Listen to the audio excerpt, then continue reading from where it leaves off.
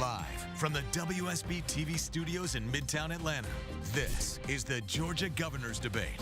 Here's your moderator, Justin Farmer. Good Sunday evening. Thank you so much for joining us for this live debate for the Georgia governor's race. We are now just 9 days away from Election Day, and record early voting is well underway. Tonight, we'll be addressing some of the top issues driving voters to the polls in record numbers: the economy, affordable housing, crime, abortion, immigration, and voting integrity. Tonight's debate is between the two top candidates who met our 10% polling threshold: the incumbent Republican Governor Brian Kemp and former Georgia House Minority Leader, Democrat Stacey Abrams. Some of our questions this evening will come from our panel. Tonight, I'm joined by Channel 2 political reporter Richard Elliott, WSB Community and Public Affairs Director Candace Presley, and Univision Atlanta anchor Michelle Benitez. Let's begin tonight with opening statements. Each candidate will have 90 seconds. We determine the order through a coin toss. So, Governor Kemp, if you'll start. Well, thank you so much. I appreciate WSB for having us tonight, and looking forward to the panelists and the questions. And I'm just honored to be here. I've been honored to be serving as the governor of this great state. I'm looking forward to talking about my record, but also looking forward to talking about my vision for the future. We have the lowest unemployment rate in the history of the state. We have the most people ever working in the history of our state. And we're seeing economic opportunity in all parts of our state. People have opportunity in Georgia no matter their neighborhood or their zip code. We've been focused on strengthening rural Georgia. We've also fully funded our schools and given a well-deserved historic teacher pay raise.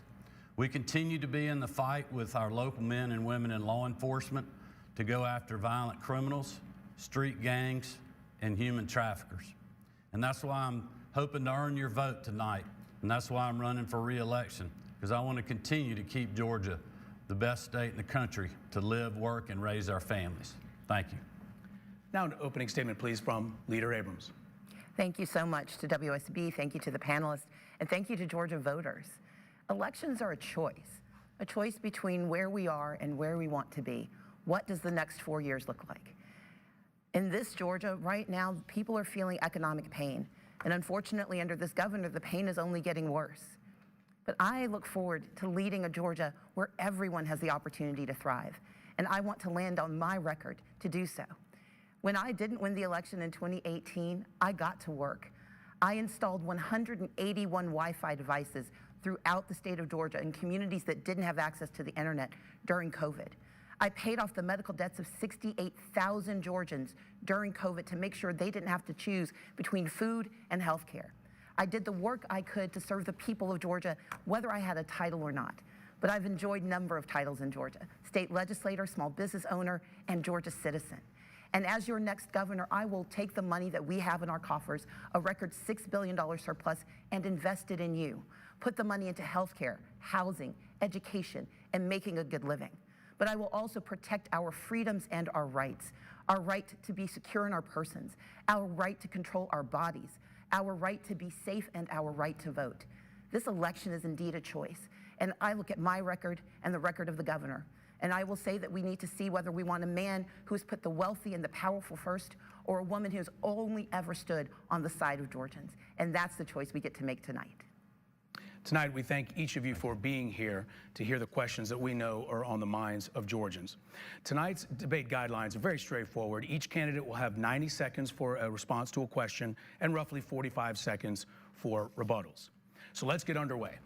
And we'll start with inflation. And we know that Georgians are hurting with the crippling inflation. So the question to each of you, please, is what can a governor do? What would you do, please be specific where you can, or continue to do as governor to help Georgians right away? And we'll start with Ms. Abrams. Thank you. The economic pain people are feeling, it's real. And inflation is actually worse here in Georgia than in 36 other states. In fact, the problem is that Georgia has some of the lowest wages in the nation. And because of that, we need a governor who's going to use her power to focus on the cost that a governor can control. Tackling affordable housing, which this governor has refused to do. Tackling the issue of health care cost. If we expand Medicaid in the state of Georgia and accept the $3.5 billion to which we are entitled, we will lower health care costs for every Georgian. It has worked in 38 other states, and it will work here in the state of Georgia. We can make certain that families can afford to send their children to school, whether it's pre-K, K through 12, or making sure they can go on to college and technical college by making technical college free again. But we also have the responsibility of understanding what is driving jobs away from Georgia.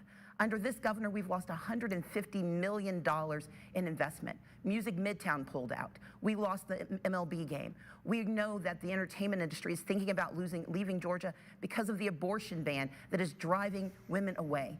And we know that this is a governor who has refused to do right by our people. As governor, I will not only lower costs, I will put more money into the pockets of working Georgians, of middle-class Georgians. But what I will not do is give tax cuts to the wealthy and the powerful. I will focus on our workers and our small businesses, putting them first, making sure that especially our minority-owned businesses and our rural businesses get access to contracts. A record $10.9 billion is coming to Georgia, and as governor, I'll make sure the money is spent fairly. Governor Kemp, what can a governor do right away to help Georgians? Well, listen, it's not just what we can do right away, it's what we've been doing. And this is why I want to stay focused on what my record has been, but also what my vision is for the future. Americans are hurting right now because of a disastrous policy agenda by Joe Biden and the Democrats that have complete control in Washington, D.C.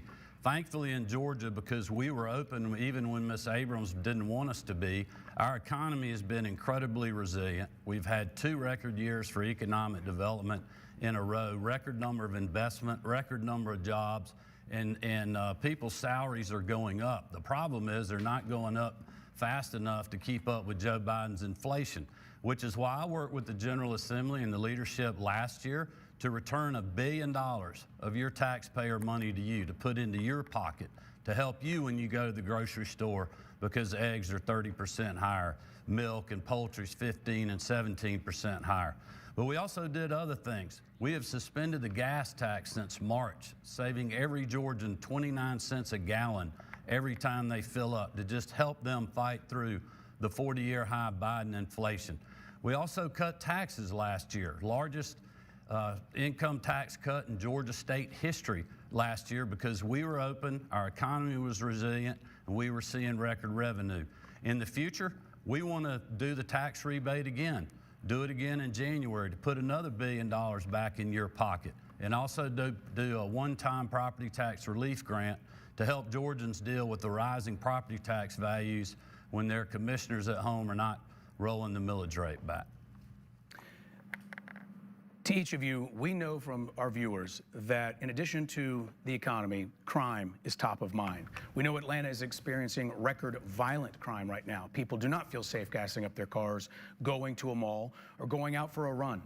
So, Governor, what have you done? What can you do more? And Ms. Abrams, I'll ask, what might you do as well? Governor?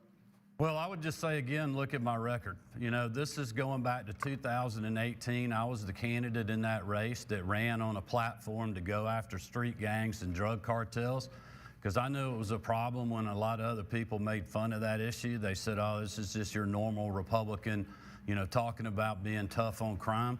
But if you visit every county in our state, all 159 of them like I have, and talked to sheriffs and prosecutors and others, I knew there was a gang problem, and that's why I ran with a very straightforward agenda to create a gang task force at the Georgia Bureau of Investigation to join with the locals to help them in prosecution and locking up gang members, going after those that are selling dope on our street and killing our kids and our community members, and we've done that. But we've also been in the fight with locals when we had civil unrest, when we had unruly people that were literally trying to burn our capital city down. This past session, we gave our Attorney General more powers to go after street gangs because of, quite honestly, local DAs that don't want to prosecute gangs. So we're taking that fight into our own hands, and I appreciate the support of the General Assembly to put more resources at the Attorney General's office. And if you read the papers in the last 3 or 4 weeks, incredible indictments that we're getting on street gangs in our state. We've also led the country on efforts to raise the awareness to ending human trafficking, going after the perpetrators, and supporting the victims, many which are women and children. Leader Abrams, what would you do to help people feel safer? First, I would encourage people to indeed look at the governor's record. Under his 4 years, violent crime has gone up. Gun violence has gone up. Guns are the #1 killer of our children. We have the 9th highest gun violence rate in the nation. Family violence with guns has gone up 18% under this governor. And his response was to weaken gun laws in the state of Georgia and eliminate a background check that kept thousands of guns off of our streets and out of the hands of dangerous people. We must indeed tackle the issue of street gangs. But this is a statewide challenge, and we have a governor who's only focusing on parts of the issue. We have to have a governor who's thinking holistically about what we need to do from cradle to career to ensure that our children are on the school to success pipeline and are not being drawn into street gangs because they lack access to resources in their schools. This is a governor who slashed $1 billion from education in 2019 and only restored funding to education when federal Democrats delivered dollars to the state of Georgia. We need a governor who's going to be a partner with local governments, not attack them for trying to do their jobs. And we need a governor who understands that we must have stability in housing, access to health care, and that our law enforcement cannot be the #1 provider of mental health support in the state of Georgia.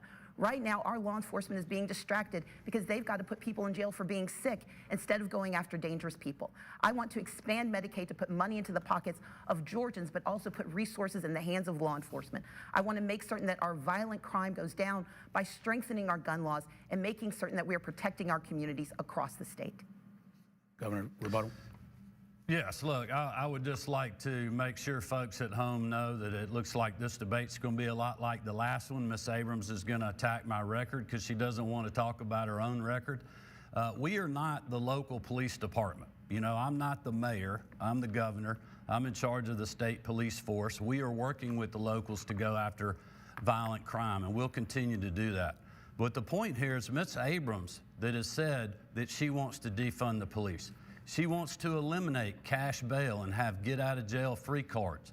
She continues to serve on the boards of organizations like the Margaret Casey Foundation that actually raises money and gives grants to organizations that support and promote the defund the police movement. There are 107 sheriffs across this state that are supporting my campaign because they know I will have their back. They also know that I will be on the front line standing beside them to go after violent criminals, street racers, street gangs, and human traffickers. If I may? Yes. First and foremost, yes, local police are responsible for 90% of law enforcement. And this governor 4 years ago said it was not his job to help local police make certain that they had fully funded opportunities. It would cost $136 million to provide additional funds to our local police officers so they can make certain they're protecting our communities instead of working 2 jobs to take care of their families. We need a governor who understands that local governments need help now. And that, yes, while street gangs are important, so is the violent crime being perpetrated by dangerous people who have access to weapons because of Brian Kemp. I believe in public safety. I did not say, and nor do I believe in defunding the police. He is lying again.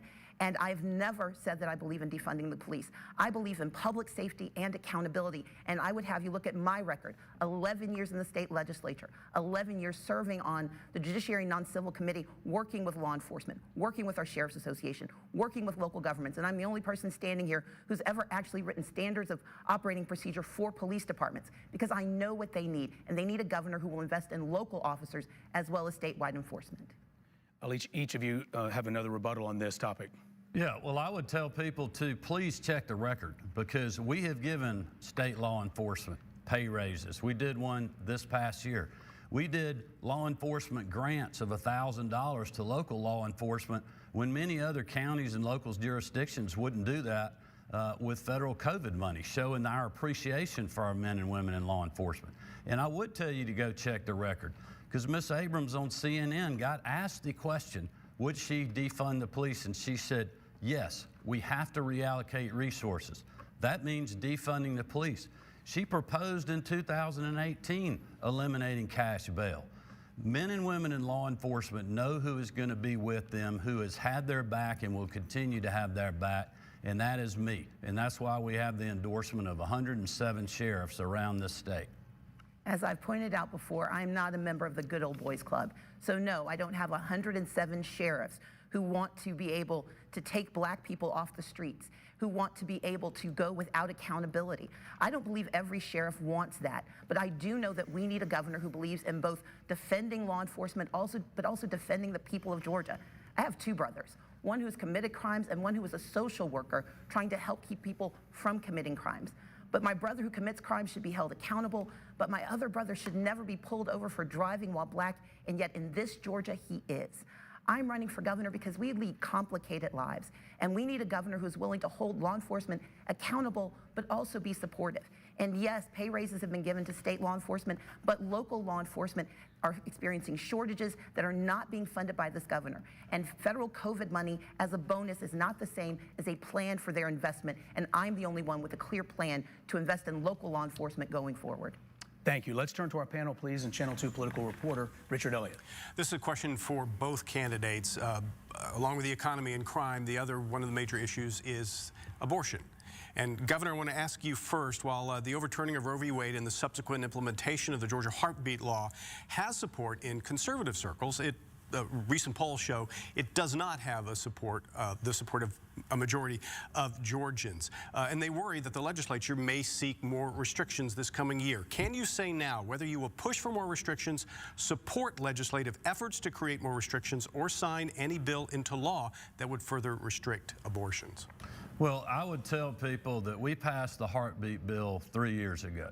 We are a state that values life. I understand people disagree on when that issue may be comfortable for them or not.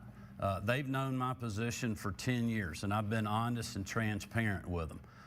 But also, we've done a lot of other things to protect life in this state that everyone does agree with. We've done bipartisan foster care reform, adoption reform to make it more affordable and cut out bureaucratic red tape so that people can adopt a child in this state. We passed a landmark Mental Health Parity Act this past year, broad, unanimous, bipartisan support to deal with issues and suicides and other things out there to get people the care that they need, valuing life in our state. We've done the same thing back in 2019 when we did school security grants long before the tragedy in Uvalde, Texas, to make sure that we're valuing the life of our children and our educators in the classroom and keeping them safe. And so, you know, I understand that people can disagree on policy, but at least people know where I have been. I've been consistent, I've been transparent, I've done the exact things I said I could do, and I think that's a good reason for people to re-elect me. I mean, nobody's gonna agree with the governor every single time on every single issue, but at least I've been transparent. But I will tell you, my focus in the future, going into the next session, is going to be on helping Georgians fight through 40-year high inflation. Let me press you a bit on that.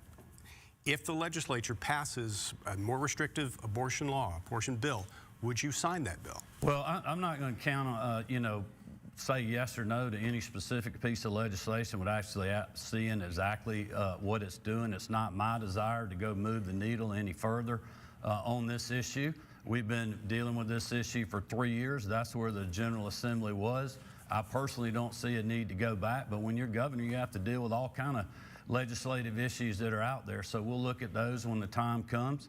But again, my focus is going to be on helping Georgians fight through the 40-year high Joe Biden inflation that's been caused by disastrous policies in Washington, D.C. And we're going to be, our first order of business is going to do another tax rebate, to do property tax relief, to help Georgians to be able to cope with going to the grocery store or the gas pump. So let's be clear, he did not say he wouldn't. We know that he has praised the Texas bounty system that allows neighbors to make $10,000 by reporting on women. We know that under the law that he signed, women can be investigated for miscarriages and other pregnancy losses, and that 52 counties have said that they indeed will pursue those investigations because they don't think they have a choice. We know that under this governor, women are in danger. Georgia is already #1 for maternal mortality, and it is only going to get worse when women are forced to carry pregnancies, when 1 in 5 women in Georgia does not have health insurance before pregnancy, will be compelled to carry that pregnancy to term. And while there has indeed been improvements in Medicaid to provide access for women during pregnancy on the first birthday of that child, that health care goes away. Brian Kemp does not have a plan for the lives of the women who are being forced to carry pregnancies to term that are unwanted pregnancies. But more importantly, he refuses to protect us. He refuses to defend us, and yet he defended Herschel Walker, saying that he didn't want to be involved in the personal life of his running mate. but he doesn't mind being involved in the personal lives and the personal medical choices of women in Georgia. What's the difference? Well, I would say it's the equipment. And I will tell you that as women in Georgia, we should listen very carefully to the fact that this governor has not only refused to protect you, he simply said he hasn't heard how bad it can get before he decides if he's going to do anything to help. As the next governor of Georgia, I will repeal HB 481, and I know we can do it because it only passed by 1 vote in the House, 3 votes in the Senate, and the women of Georgia and good men are going to stand with them to make certain that I'm the governor who gets that bill taken off the books and restores bodily autonomy to the women of Georgia. Governor, is that true? Would you support prosecuting women? Well, let me just say, Justin, that's absolutely false. Again, Ms. Abrams attacking my record because she doesn't want to talk about her own. I would ask Georgians to ask for the facts on this legislation. If they don't have the facts, they should contact our campaign office. We will be glad to see you. Women are not going to be prosecuted under this piece of legislation. Doctors that perform illegal abortions would be. The thing is, Ms. Abrams continues to attack my record because she doesn't know, she can't tell you what her record is. She's changed it 3 different times during this campaign, saying, you know, she wouldn't answer the question when she first got interviewed. Then her campaign came back, said she's for illegal abortion at viability, and then answered again, it's between the doctor and the women, the female. Even if it's 7 months or 8 months, if a doctor says okay, then you can get the abortion. Well, you know, if somebody paid a doctor enough, then there may be people out there that give them the go-ahead. I think that's just a tragic situation myself. I understand my views may be different than other people, but that's what the legislative debate was all about. But for her just to misrepresent what's in the legislation is just, it's not being truthful to you. I'm being absolutely honest, and so are the 11 district attorneys representing 52 counties. So are the sheriffs who said that they believe that the way they read the law, they would indeed be required to investigate. For those of you who don't do the law as a daily job, remember the show Law and Order. There's the law where they do the investigation and the order where they do the prosecution. What we are saying and what the law says is that in order to determine whether a woman's going to be prosecuted, she has to be investigated. And this is true. It happened in Texas, which has an identical law. We know that in Georgia, women are not safe from investigation. I have a sister who had a miscarriage. I was there the night that she lost her child. And I was there when she had to talk about the nurse who called to ask her about the state of her pregnancy twice. The trauma that women undergo after miscarriage should not be minimized, and it should not be investigated. But more importantly, in the state of Georgia, we have a governor who does not believe in a woman's right to choose. I have always been consistent. Since I became a legislator, I've been strongly consistent and very clear about my position. Abortion is a medical decision. It is a decision that should be made between a doctor and a woman.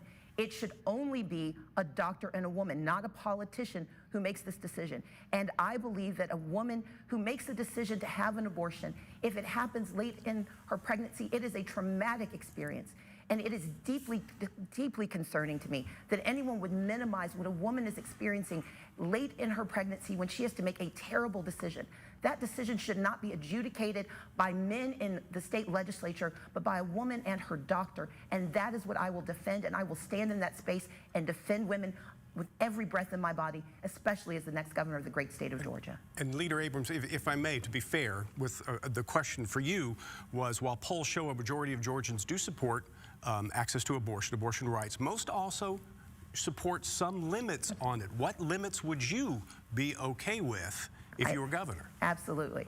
As I have said, abortion is a medical choice. And as such, it should be that a woman has the ability to make a decision until viability. And that decision about viability should not impact her life or her health. That is a decision that should be made between a doctor and a woman as a medical choice. I said that on Fox, I said that on CNN, I said it on The View, I said it to Teen Vogue, I said it to Elle Magazine. I think anywhere you look, I've said it again and again, and it is willful ignorance or misleading lies that change what I've said. But what I've also always said is that there should not be arbitrary timelines set by men who do not understand biology. This is a law that tells women they have to make a decision about their pregnancy before they know they're pregnant.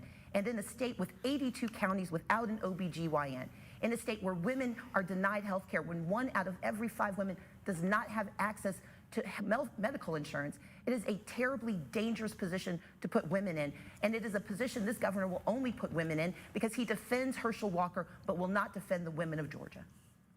Well, I would just say, for the record, you can go check this as well. There was a female state senator that actually carried this piece of legislation, so there were a lot of women that supported this bill. I understand people differ greatly on it. Again, Ms. Abrams failed to answer the question that was asked of her. But listen, I'm a husband and I'm a father to 3 daughters. I have been in the doctor's office with my wife and seen 2 heartbeats on an ultrasound. I've gone back a week or so later and saw 1 heartbeat. My wife and I have both had a hard time having our first child. She miscarried. It is a tragic, traumatic situation.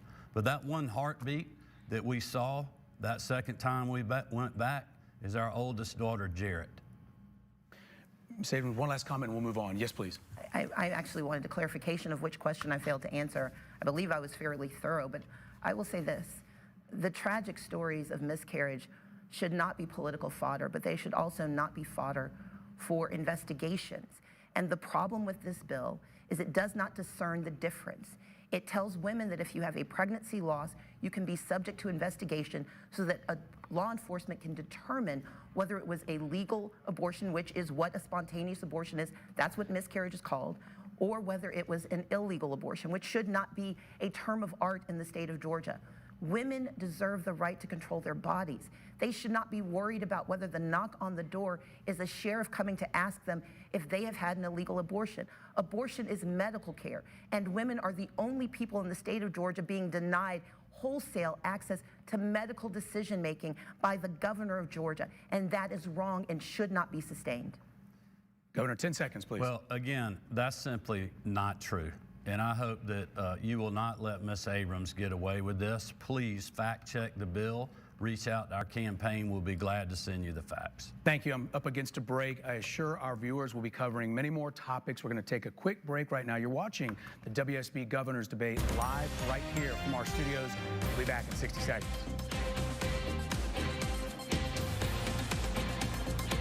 From our WSB TV studios here in Midtown Atlanta. So let's continue right now and let's bring in WSB's Candace Presley for our next question. Thank you, Justin. And thank you, candidates, for being with us tonight.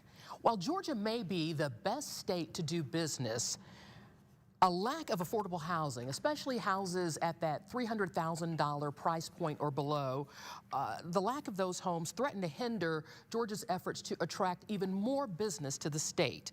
As governor, what is your plan, and this question is for both candidates, what is your plan to create more affordable housing here? Governor Kemp. Well, I would just tell people it's, first I want to talk about my record. We've given out $750 million in housing assistance grants over the last couple of years. We also just completed over $100 million grant process so that people could make competitive grants to receive this funding. Organizations like Habitat for Humanity in our hometown of Athens got one of those. They got a great product that they're doing to help with affordable housing issues. The other thing that you need to focus on is making sure that people have economic opportunity in all parts of our state. A lot of this deals with local zoning issues and other things that go on at the local level. My focus is on making sure that people have a good paying job.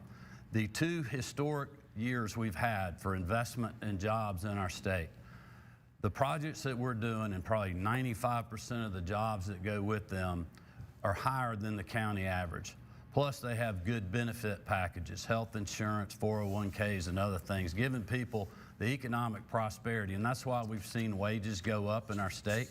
We continue to be in the fight with locals right now on workforce housing and other things, especially around our economic development projects in places like LaGrange, where the Hyundai project's going, up in northwest Georgia around the Roper plant and other places. But it's going to take a public-private partnership, state and local, to be able to do that. First and foremost, the inability of local governments to address affordable housing is coming about because the state of Georgia will not allow them to. It is illegal in the state of Georgia for local governments to change certain laws. They are not permitted to enforce housing issues. They are not permitted to change certain financing issues, and they have turned to the government again and again for the last 20 years and been turned away by this governor and by this state legislature. And we know that the money that has been deployed in the last few years is COVID money. Federal Democrats delivered that money, not Brian Kemp. And we know that he's currently sitting on more than $400 million in affordable housing assistance to stop evictions and refusing to deploy that money. There's a 60% rejection rate. WSB actually did a very fantastic story about it, so I encourage people to look it up. But let's understand that there are 4 issues in Georgia: affordability, inventory, gentrification, and homelessness. He does not have a plan to address any of those issues directly. By refusing to put money into the state budget to tackle these issues, he is not solving the problem. Piecemeal solutions and stopgap dollars does not mean that you have a plan. And Brian Kemp has failed to do anything on real estate except make money off of it as governor. He's made hundreds of thousands of dollars in real estate and recently told a black radio forum when he was asked whether he would allow local governments to tackle the issue of affordable housing through giving them more control over housing prices. He said no, he didn't want to upset investors. I'm not running for investors, I'm running for Georgians. And when 30% of the housing is being bought out by equity investors, we need a governor who's going to put Georgia families, Georgia workers, Georgia veterans, Georgia seniors first. Well, obviously, again, Ms. Abrams continues to attack my record because she doesn't want to talk about her own. I did not say those things, by the way. It sounds to me like she wants to be able to run the private sector businesses that are out there. But listen, the federal money we were using is because our state was open when Stacey Abrams wanted more lockdowns. We didn't have to use federal money for lost revenues. We could pour that money back into local communities, which is what we've been doing for affordable housing, for rural broadband grants, for infrastructure grants, because we were open when Stacey Abrams criticized me for that decision, and people on both sides of the political aisle were. But you know what? I was fighting for you. I was going to simply give you the choice on whether you wanted to go back to work or not, whether your kids could go back to the classroom. She criticized that decision as well. I'm happy to talk about my record. I paid off the medical debts of 68,000 Georgians who were trying to decide between whether they could afford health care or housing. I put Wi-Fi devices in 180 different communities, rural communities throughout Georgia, not using federal money, but raising money myself because I knew it was an issue. And I know that when it comes to COVID, we need someone who operates not with gambling with our lives, leading to 38,000 dead, including 1 in every 100 residents in Hancock County. I simply urged caution. And we should want a governor who's going to put caution above political points. We should want a governor who wants to look at the science and understand what's going to happen with our families. Because yes, we wanted caution. No one wanted lockdowns. No one likes lockdowns. But we do want people to survive. And as we head into, unfortunately, yet another challenge in the state of Georgia, where we have RSV on the rise, 75% hospitalization rates in children's hospitals across the country, COVID resurging, we have the flu rising. We are about to lose a hospital in the state of Georgia, the 6th hospital under the same governor. The Atlanta Medical Center survived 120 years, but could not survive 4 years of Brian Kemp. We need a governor who puts priority on not only solving small issues, but thinks long-term about how do we invest in our people. And I want to take that $6 billion surplus that Georgians have provided and invest that money in housing, healthcare, education, and making a good living. Governor. Well, I'll just say, obviously, we're one new COVID variant away from Ms. Abrams wanting to lock our state down, because that's exactly what she said. The pressure on her, just like all the other liberal state governors that were out there locking their states down. You had liberal state governors and Democrats all around the country. Their kids were out of the classroom for a year longer than our state. You remember when Joe Biden made a big deal about the United States of America being back to pre-pandemic unemployment levels. Georgia did that 9 months before the rest of the country did, because we gave you the choice. Ms. Abrams doesn't want you to have a choice. She wanted to mandate the vaccine. She wanted to mandate masks. She sided with the National Teachers Union over you of getting your child back in the classroom. I have been fighting for you. I haven't worried about what other people are saying. I've been focused on the people of this state, making sure they could go to work and their child was in the classroom, and that's where the data and the science says they needed to be. Ms. Abrams, a final word on this. 38,800 people died in the state of Georgia. We have one of the highest death rates in the nation. I didn't say we wanted to have lockdowns. I said we needed caution. And that's what I will always urge. When our lives are on the line, when our children's lives are on the line, we need caution. We need caution in our gun laws to make certain that dangerous people aren't allowed to have weapons. But this governor doesn't believe in caution. He believes in being first. He believes in not taking responsibility. And he does not believe that we should have the responsibility to ensure that everyone has the chance to thrive. In the state of Georgia, yes, we reopen soon, but he passed a law to protect corporations by making it illegal for workers to sue their bosses if they didn't have access to protection. I will always stand on the side of Georgia workers, Georgia families, and Georgia children. I will always operate with caution, with science, and with common sense.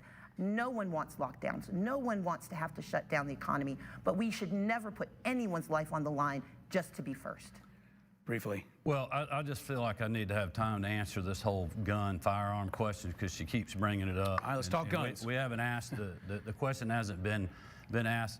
Let me tell you something. The law right now is the same as it was 2 years ago about who can lawfully carry a weapon or not. For Ms. Abrams to say that the legislation that we signed to let you protect your family and your businesses through your Second Amendment rights is just absolutely not true.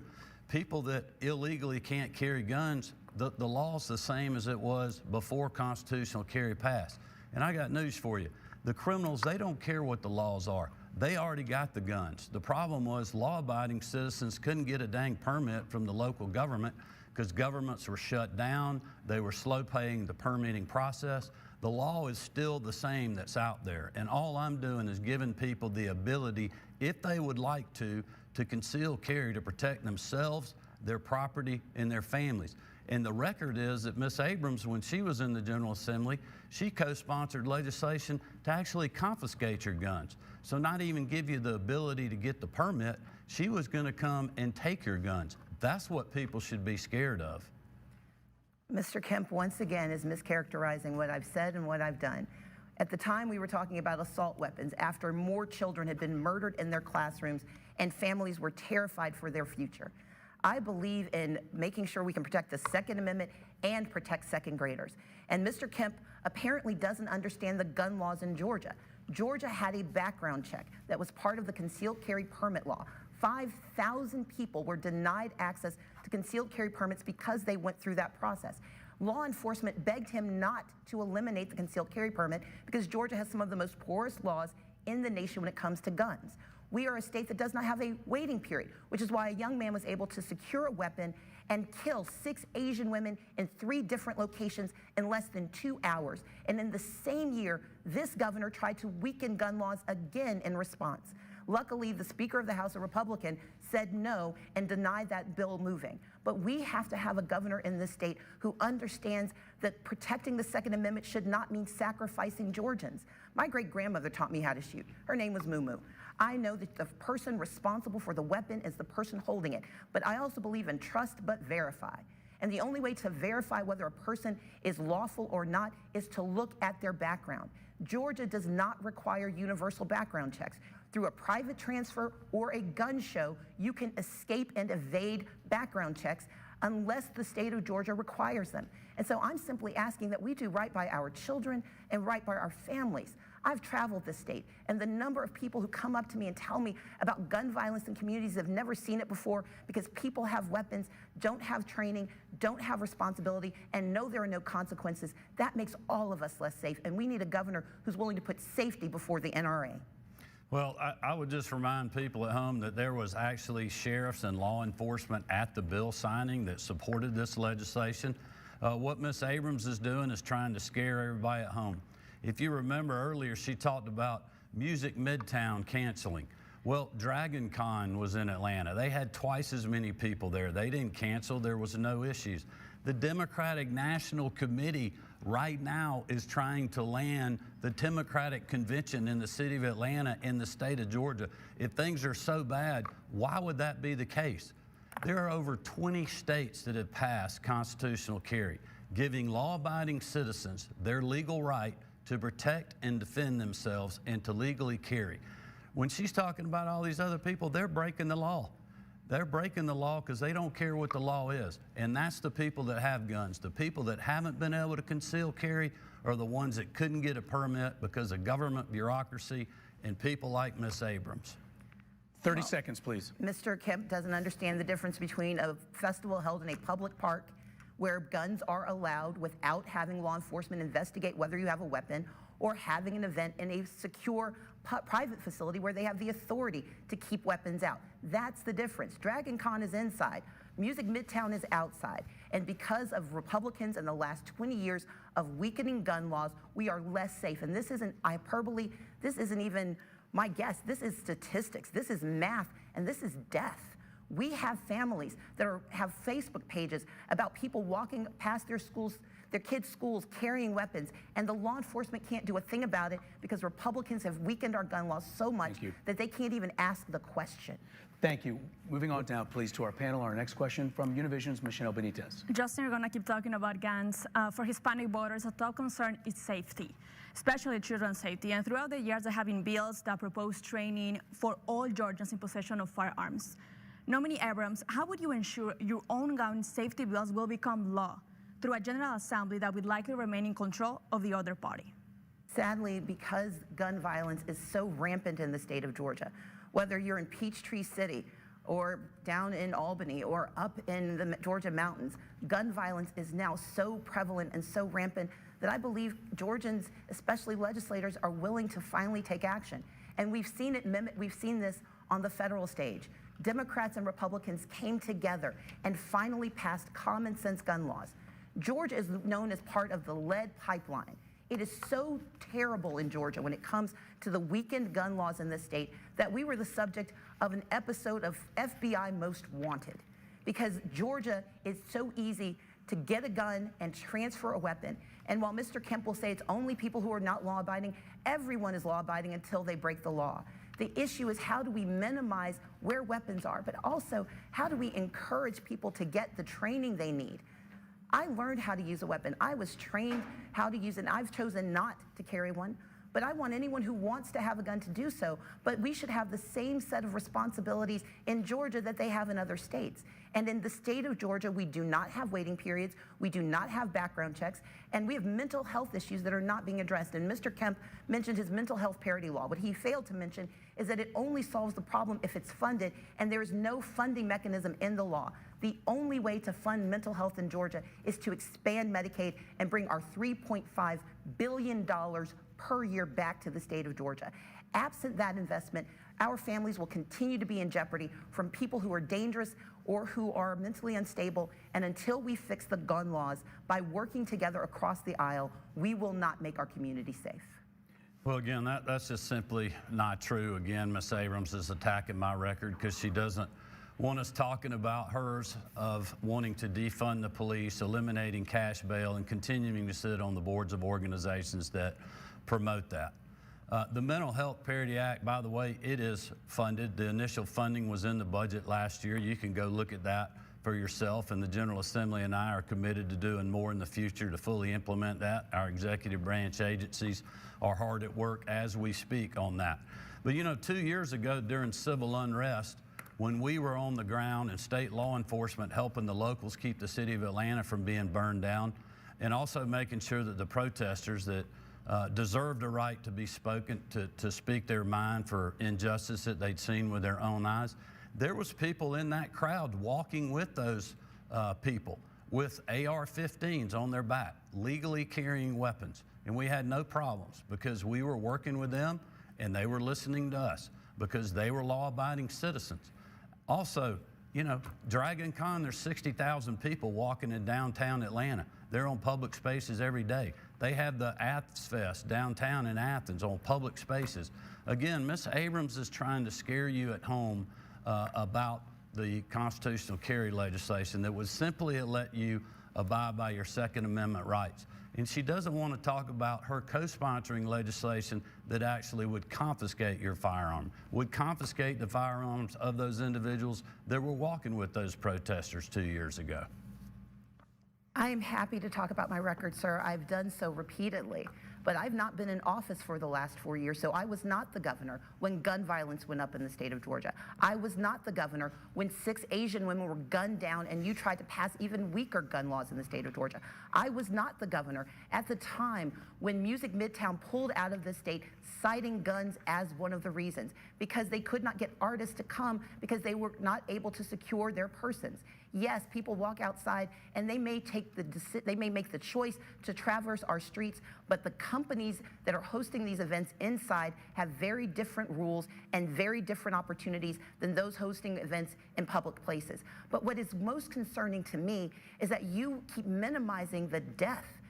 People are dying from gun violence in the state of Georgia. Children are dying. It is the #1 killer of our children.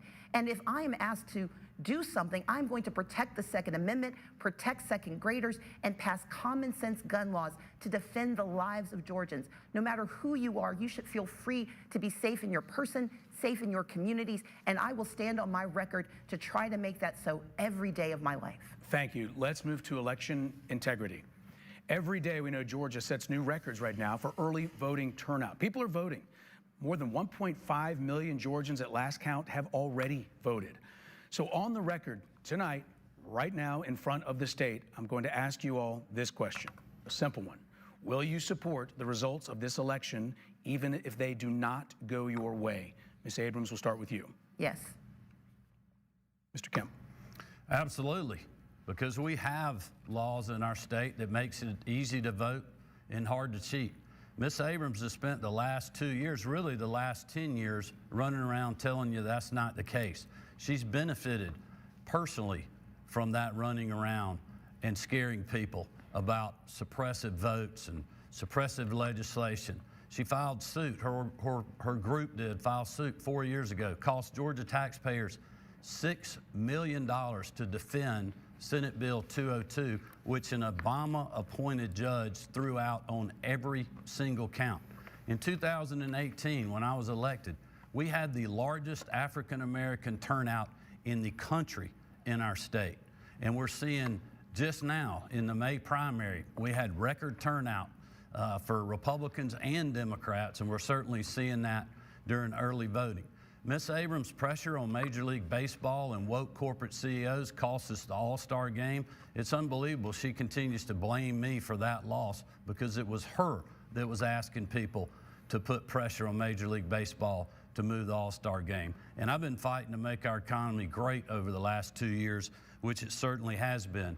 We had people from New York criticizing us about this bill. We had President Biden criticizing us about this bill. New York just started early voting this weekend. We've been early voting for 2 weeks in our state. So in Georgia, it's easy to vote and hard to cheat, and I'm committed to keeping it that way. And I'm the one that's been truthful and honest with you from day one about all of these issues. Mr. Kemp has indeed been honest. He has spent 16 years attacking the right to vote in Georgia. 8 years as Secretary of State, where he held 50,000 voters hostage, 70% of whom were African American. He erroneously removed 360,000 people from the rolls during one of his infamous purges. Our lawsuit was not against SB 202. It was a lawsuit based on the 2018 election, and based on that lawsuit, we saw dramatic changes to voting laws in the state of Georgia, and I am proud of that lawsuit. That lawsuit compelled the state of Georgia in 2019 to fix our absentee ballot rules, to address challenges with the exact match issue, to address issues with purging. And by doing so, we saw record turnout in 2020 and 2021. And what Brian Kemp said was that he was upset about the results of that election, that he wasn't upset. He knows there was no fraud. He was upset about the results. And the only results he could have been upset about was the record turnout of black and brown voters, of seniors, of young people, of people who were being kept out of the system. I am proud that I've spent 30 years of my life defending the right to vote, defending access to the right to vote. The right to vote is sacred to me. My father was arrested at the age of 14, helping to get black people registered to vote. And it is an abomination that SB 202, a law that has allowed racist, white supremacists to challenge the legal authority of citizens to vote, is being held up as some sort of native good. It is a terrible law that has already sent people home from the polls, people who were denied the right to vote.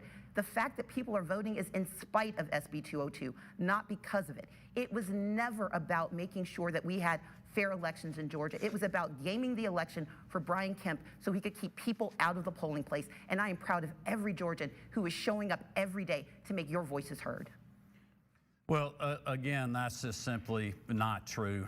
Ms. Abrams knows that. When I was Secretary of State, I created one of the first in the country full online voter registration where people could go to our website on their phone, register to vote 24 hours a day, 7 days a week, not even have to talk to anybody to be able to do that. I've pushed more accessibility for our elections. She never talks about Senate Bill 202. We actually added days for people to vote on the weekend. I had a guy that texted me his voter sticker today. He said it was the coolest thing. I went to Mass and then I went and voted for you. So for Ms. Abrams to continue to try to manipulate and scare people at home and get them to believe that this is a state where it's hard to vote in is just outrageous. And things that we have done to keep our rolls, our voter rolls secure in the state, it's required under the Help America Vote Act, federal legislation. And yes, I was upset about the results of the election because Democrats won all races and they have all three branches of government in Washington, D.C., and that's led to 40-year high inflation, a disaster at the gas pump because of bad domestic energy policy, a disaster at the border where every governor like myself is dealing with fentanyl overdoses and human traffickers being brought across this border, and that's what I'll continue to fight against. Ms. Abrams, if you could have a brief response before we get to closing statements. Let's be clear that the voter suppression that I'm talking about is being felt by Georgians every single day.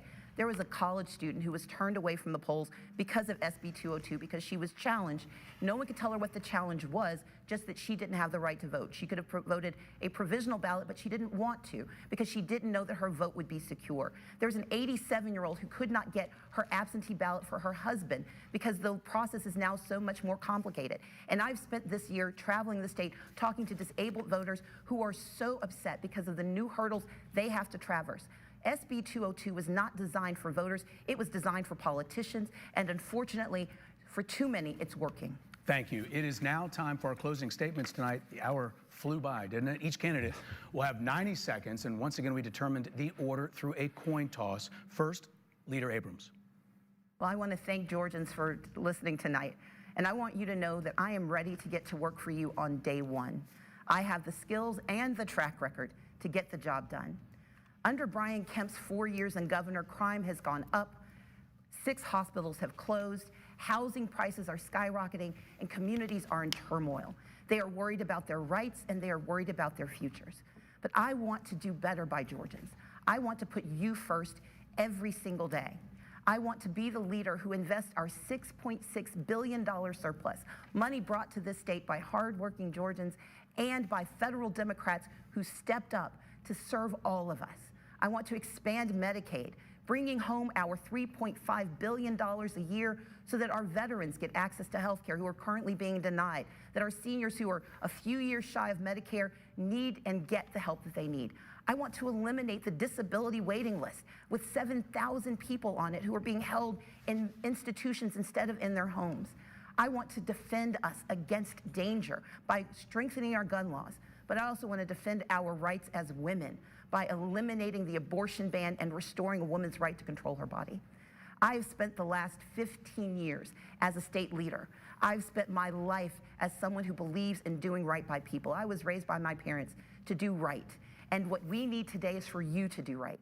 I'm asking for your trust and your vote. I'm asking for you to go StaceyAbrams.com/vote to learn how to vote early.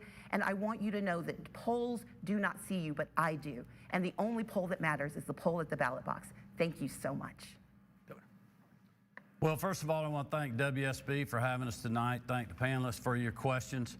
You know, when I ran for governor, I made a very simple promise to people. I told them I would put them first, ahead of the status quo and the politically correct.